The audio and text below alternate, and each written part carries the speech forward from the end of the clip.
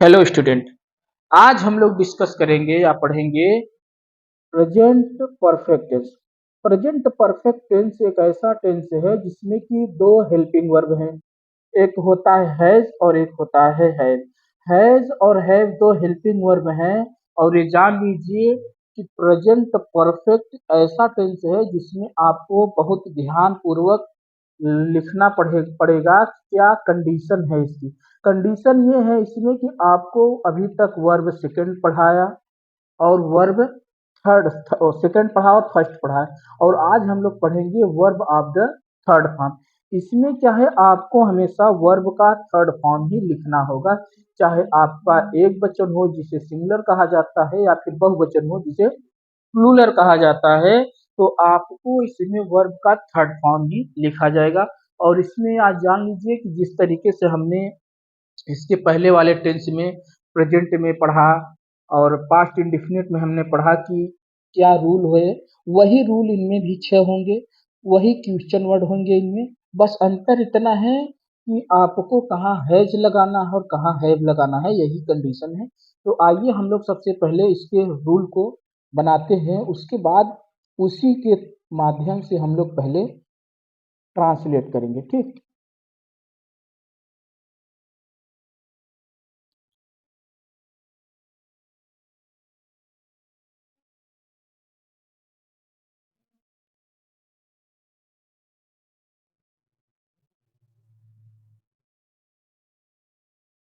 Present perfect tense. Present perfect ऐसा tense है जो कि एकदम ये जान लीजिए कि आपको कहीं कंफ्यूजन होने की जरूरत ही नहीं है, क्योंकि आपको इसमें वर्ब का थर्ड फॉर्म लगाना है। इसकी जो हिंदी है,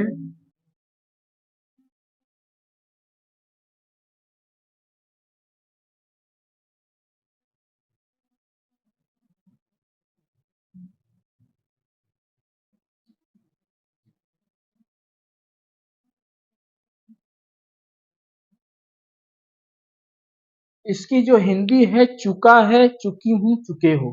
ये लास्ट में आपको हिंदी में मिलेगा। लास्ट में आएगा जैसे हमने खा चुका है, खा चुका है, तुम खा चुकी हो, वो खा चुके हैं। तो इस प्रकार से इसमें ट्रांसलेट में हिंदी सुनने को मिलता है। तो इसी प्रकार से आप सब इसको समझिए कि जब ट्रांसलेट के लास्ट में चुका चुकी शब्द का जिक्र हो, तब ये जान लीजिए आपको प्रेजेंट परफेक्ट टेंस ही फॉलो करना है। ठीक। इसमें चुका है, चुकी है आता है। ठीक। तो ये जो रूल है इसका पहला, सब्जेक्ट।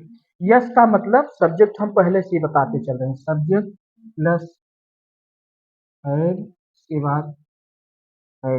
इसलिए हमने अंडरलाइन करके लिख दिया क्योंकि इसमें दो हेल्पिंग वर्ब हैं। ठीक। हैज और हैव, उसके बाद आपको वर्ब का थर्ड फॉर्म लिखना है, उसके बाद ऑब्जेक्ट, उसके बाद ईटीसी।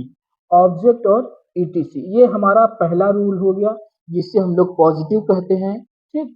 और दूसरा रूल जो है, सब्जेक्ट के बाद हैव, हैज। हैव और हैज के जस्ट बाद हमें नॉट लगाना है, उसके बाद वर्ब का थर्ड फॉर्म, उसके बाद आपको ऑब्जेक्ट, उसके बाद ईटीसी। ऑब्जेक्ट और ईटीसी, इसमें क्या हुआ, हमारा तीसरा जो दूसरा रूल है इसमें आपको नॉट लगाना है। ठीक। और जो तीसरा रूल है, तीसरे में क्या कंडीशन है, तीसरे में कंडीशन ये है कि आपको हेल्पिंग वर्ब पहले लिखना है, हमने पहले बता रखा है।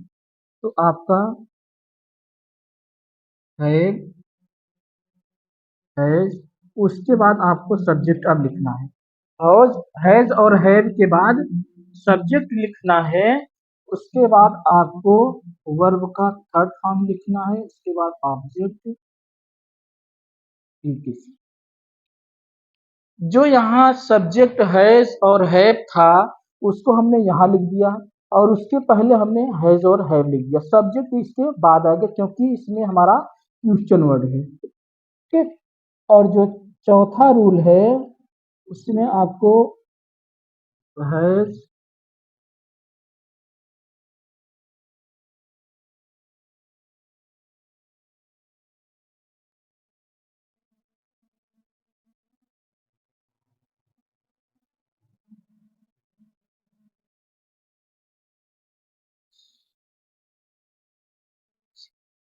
ये हमारा चौथा रूल है जिसमें हमको निगेटिव दर्शाना है कि हैज और हैव के बाद सब्जेक्ट लगाना है, सब्जेक्ट के जस्ट बाद नॉट लगाना है और नॉट के बाद हमें वर्ब का थर्ड फॉर्म, उसके बाद ऑब्जेक्ट और ईटीसी।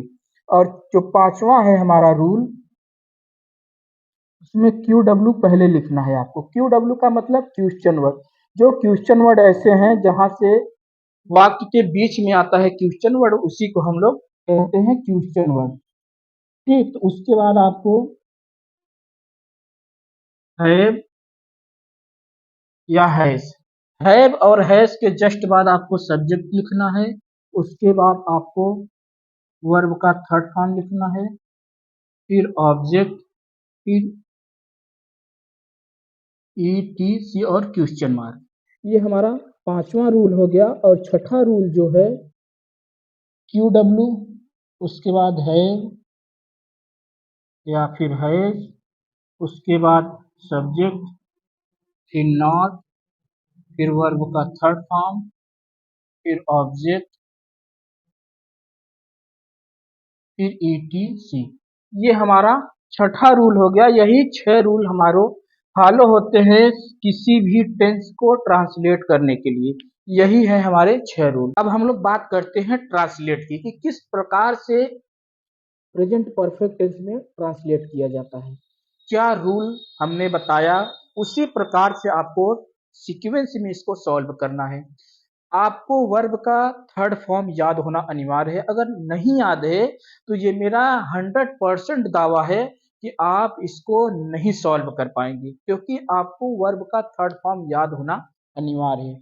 क्या होगा, जैसे go went gone, come came come, write wrote written, speak spoke spoken. तो ये है हमारा फर्स्ट सेकेंड और थर्ड फॉर्म। तो इसमें हमें थर्ड फॉर्म भी लगाना है। तो क्या होगा, आइए देखते हैं। तो ये जान लीजिए, हमने पहले भी बताया है कि उड़ले तू आसमान में जमीन की तलाश न कर, और जीले जिंदगी तू खुशी की तलाश न कर। तो जिंदगी जीने के लिए आपको अकेले मेहनत करना पड़ेगा, न कि किसी और का सहारा लेना पड़ेगा। तो ये जान लीजिए,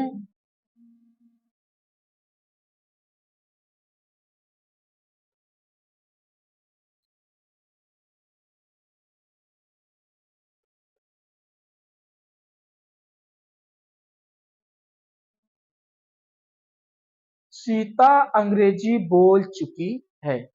इसका ट्रांसलेट क्या होगा? Sita spoken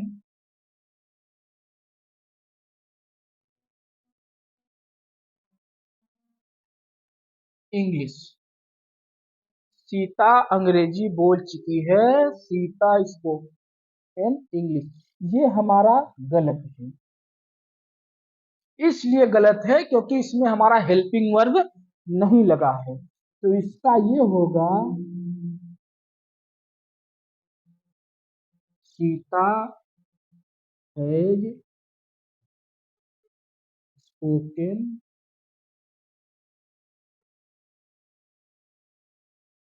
English.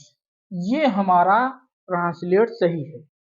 ये हमारा ऊपर वाला जो है ये रॉन्ग है। इसलिए रॉन्ग है क्योंकि इसमें हमने हेल्पिंग वर्ब को नहीं दिखाया है। और ये जो नीचे वाला है हमारा, ये हमारा हेल्पिंग वर्ब के साथ है, सीता हैज स्पोकन इंग्लिश। और इसमें है Sita spoken English. Helping verb है ही नहीं तो कैसे पता चले कि ये इसी टेंस का है। तो इसलिए आपको इसमें रूल को भी ध्यान रखना है और वर्ब का थर्ड फॉर्म भी याद रखना है, तभी आप इस टेंस को और इंग्लिश के ग्रामर को समझ पाएंगे। ठीक, तो इसी प्रकार से है। अगर ये हमारा निगेटिव में पूछता है कि क्या सीता अंग्रेजी नहीं बोल चुकी है, सॉरी सीता अंग्रेजी नहीं बोल चुकी है, तो क्या होगा, Sita has not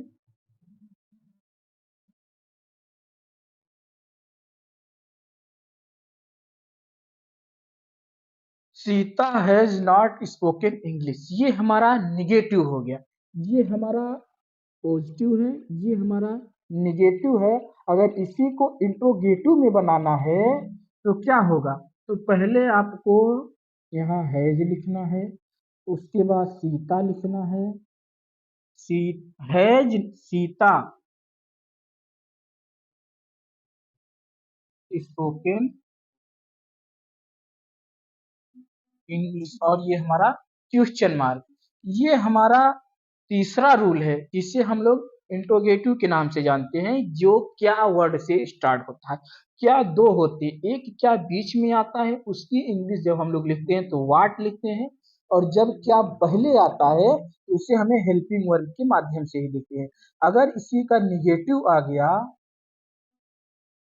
has Sita not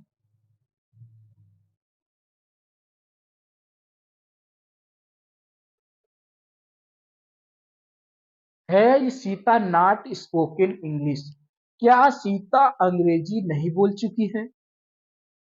आपको इसको दिमाग में सेट करना है कि किस प्रकार से हैज लग रहा है और वर्ब का थर्ड फॉर्म लग रहा है और नॉट लग रहा है। ये हमारा सिंगुलर वर्ड का हो गया। अगर प्लूरल की बात करें हम लोग, बहुवचन की बात, इसको आप लोग नोट कर लीजिए। तब ये जान लीजिए आपको यहाँ हैज जहाँ है आपको वहाँ हैव लगा देना है। ठीक, हैज और हैव में ही इतना कंफ्यूजन है, बाकी सारा प्रोसेस सेम रहेगा, कहीं पर कोई भी परिवर्तन नहीं होगा।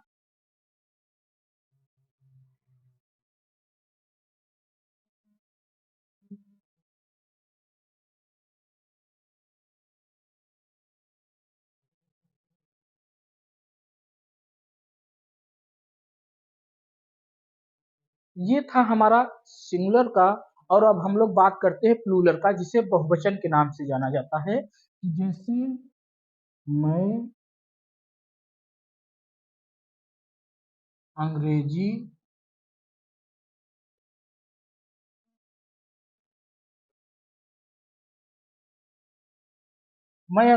बोल चुका हूँ। ठीक,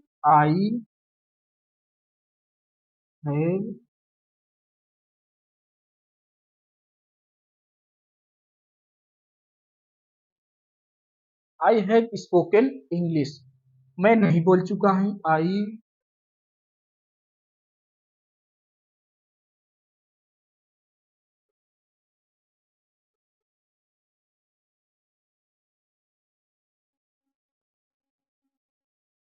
I have not spoken English, क्या मैं बोल चुका हूँ?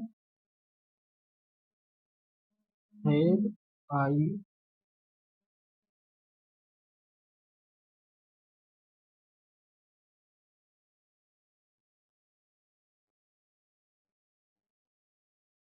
Spoken English.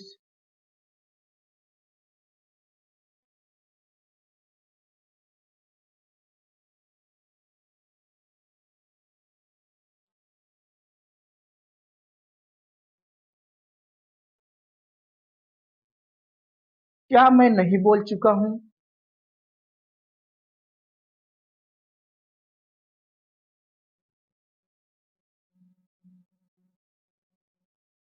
वाई, मैं अंग्रेजी क्यों बोल चुका हूँ? वाई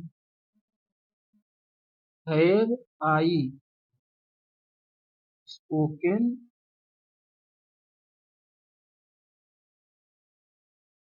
इंग्लिश, मैं अंग्रेजी क्यों बोल चुका हूँ, इसकी जो है हैव, वाई हैव आई, हमने पहले लिखाया है कि जब क्यू डब्ल्यू की बात की जाए तो उसको पहले लिखना है हमें, उसके बाद हमें हेल्पिंग वर्ब लिखना है। ठीक, और अगर इसी का निगेटिव बनाना हो तो Y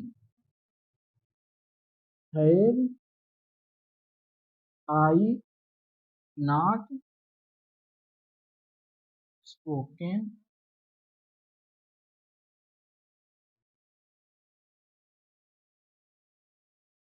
why have I not spoken English, मैं अंग्रेजी क्यों नहीं बोल चुका हूँ। यही है हमारा पूरा ट्रांसलेट।